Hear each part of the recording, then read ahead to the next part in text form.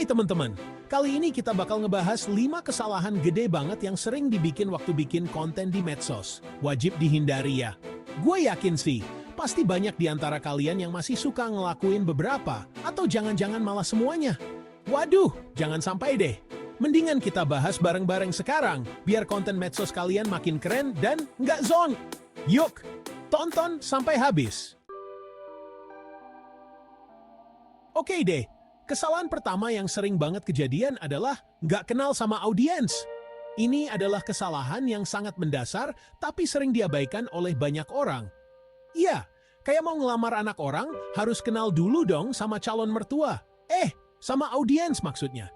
Bayangkan kalau kamu datang ke rumah calon mertua tanpa tahu apa-apa tentang mereka, pasti bakal canggung kan? Gini deh, misalkan kalian mau jualan keripik super pedas level dewa. Kalian harus tahu siapa yang suka makanan pedas, siapa yang berani mencoba level pedas yang ekstrem. Kira-kira kalian bakal nawarin ke siapa? Apakah ke semua orang? Tentu tidak. Kalian harus spesifik. Ke nenek-nenek yang giginya tinggal 2? Ya nggak mungkin kan? Mereka mungkin lebih suka makanan yang lembut dan tidak pedas.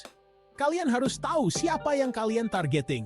Ini berarti kalian harus melakukan riset mendalam tentang demografi, minat, dan kebiasaan audiens kalian. Umurnya berapa, sukanya apa, hobinya apa, bahkan sampai hal-hal kecil kayak merek odol favoritnya juga boleh, biar makin jelas.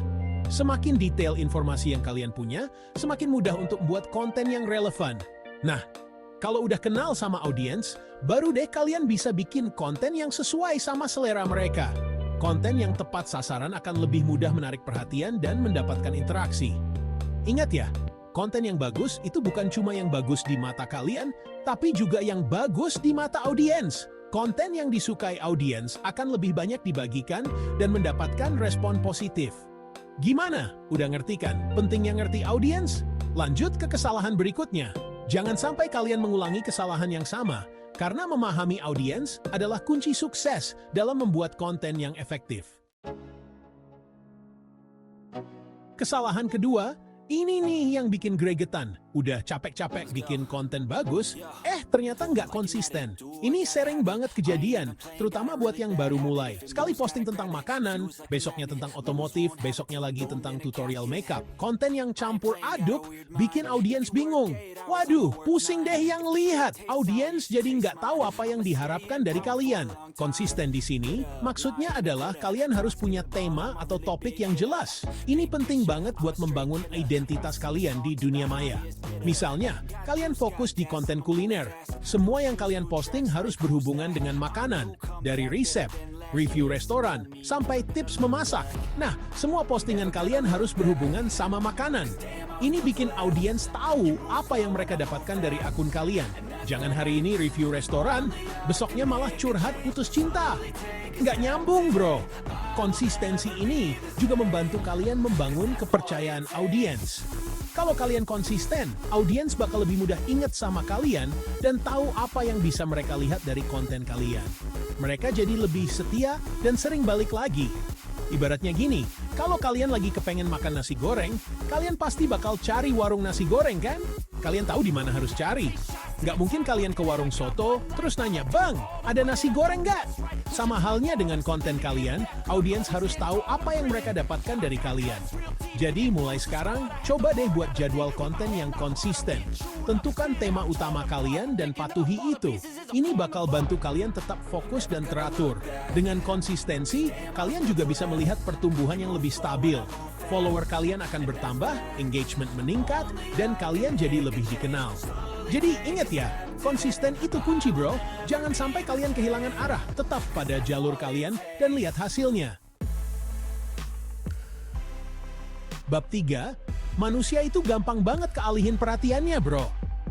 Di era digital ini, kita semua jadi lebih mudah terdistraksi.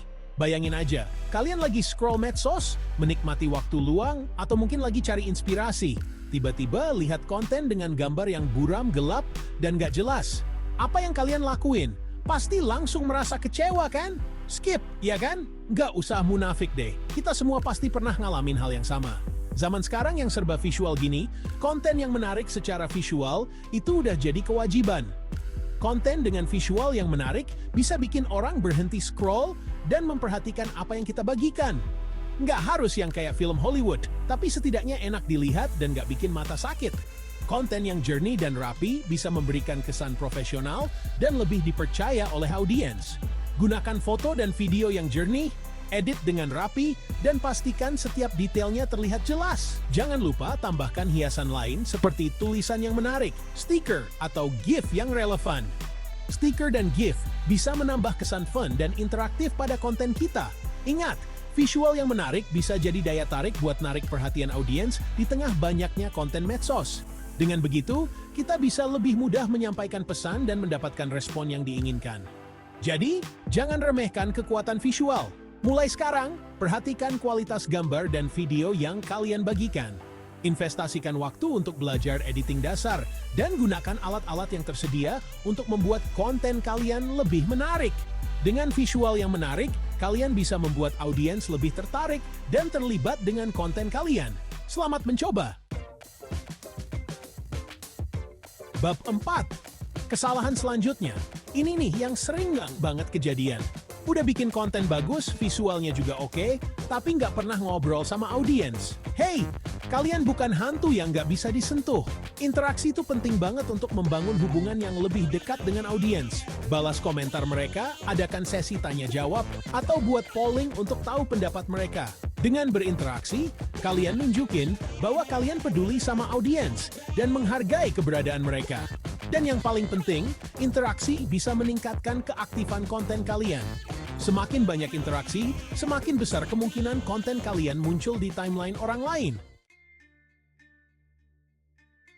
Bab 5. Kesalahan terakhir yang sering disepelein adalah nggak memanfaatkan analitik. Banyak yang nganggap analitik itu ribet dan nggak penting. Padahal, analitik itu ibarat peta harta karun, bro. Analitik ngasih kalian data penting tentang performa konten kalian. Kalian bisa lihat konten mana yang paling disukai, jam berapa audiens kalian paling aktif, dan masih banyak lagi. Dengan ngerti data ini, kalian bisa memperbaiki strategi konten kalian dan membuat konten yang lebih disukai audiens. Jadi jangan takut sama analitik, sediakan waktu untuk belajar dan manfaatkan dengan baik. Itulah 5 kesalahan terbesar dalam bikin konten di media sosial yang harus dihindari. Ingat ya, ngerti audiens, konsisten, visual menarik, interaksi, dan analitik adalah kunci untuk bikin konten yang sukses. Semoga video ini bermanfaat dan bisa bantu kalian terhindar dari kesalahan-kesalahan itu. Jangan lupa untuk like, komen, dan subscribe. Sampai jumpa di video berikutnya.